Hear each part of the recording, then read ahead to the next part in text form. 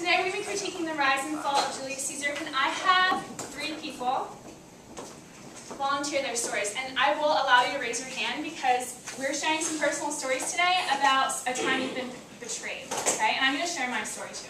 So if you want to raise your hand to share this story, I'm not going to call on you because it is personal. Omar, do you want to share?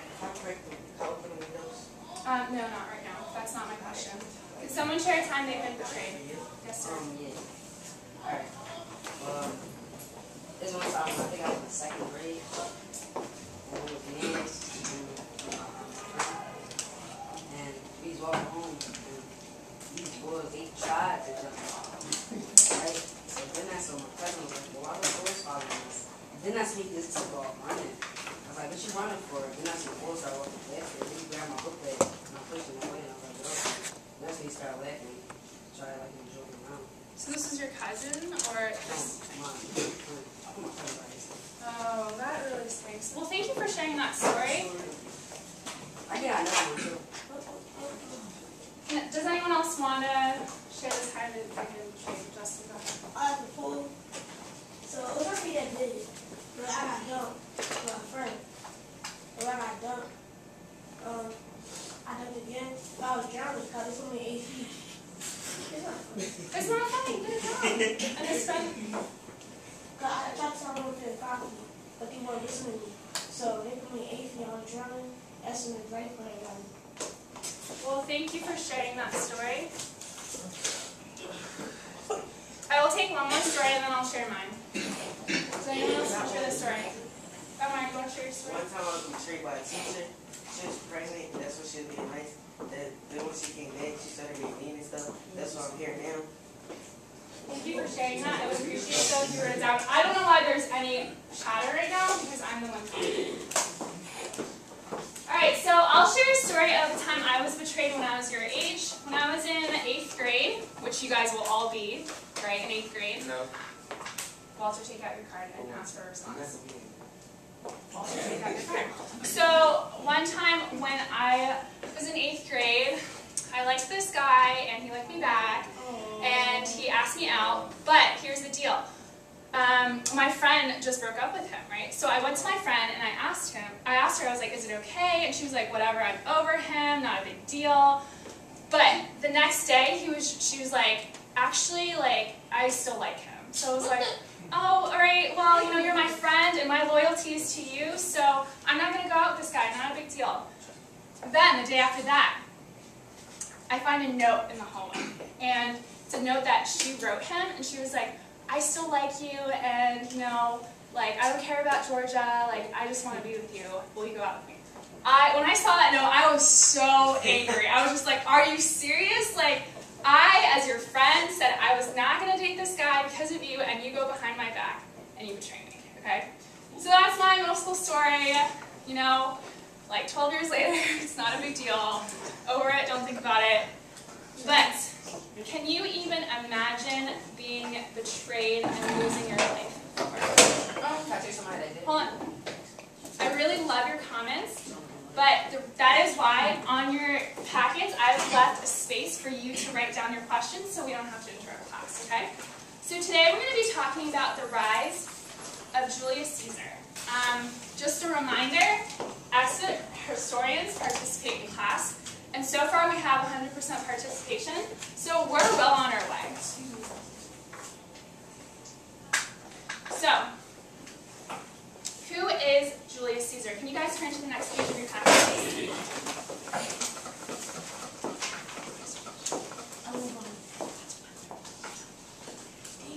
Okay, so I'm going to call on 3 people to read the passage. We're going to break down this passage in 3 parts. As you are reading it, can someone read the directions to me?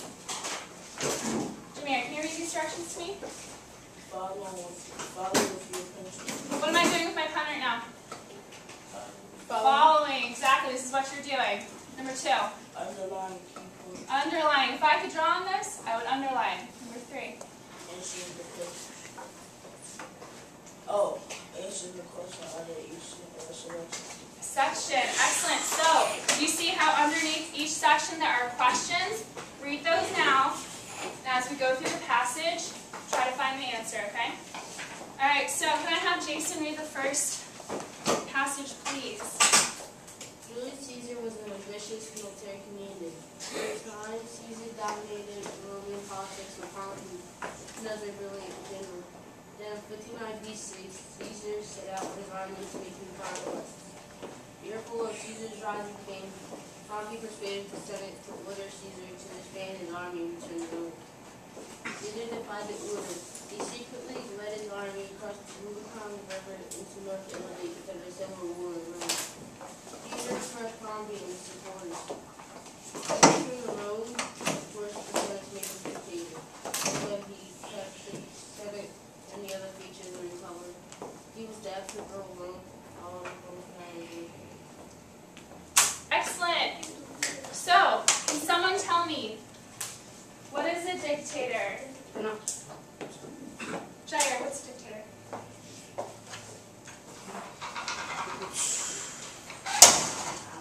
What is a dictator? According to the passage, what does it say? Justin Smith, I do not know what's so funny, because the fact that Julius Caesar was a dictator is not so funny.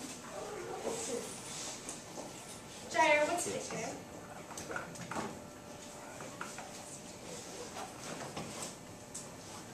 Do you want to call on someone to help you out? Alright, let's go ahead and do this.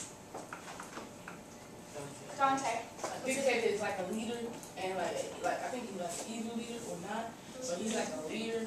Like what's it called? That leader that was in like that Russian leader. What's his name? Hitler. That's a dictator. That's what a dictator is. I really love how you're using your background knowledge to answer this question, but what I'm actually looking for is what does the passage say about a dictator? Okay. Oh. Sean, what does the passage say about a dictator? Remember when we talked about yesterday, keywords usually in bold?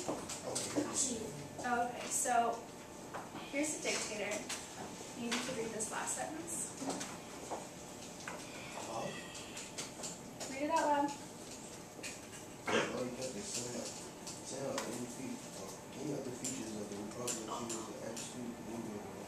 He was the absolute rule. So a dictator is someone who has absolute rule.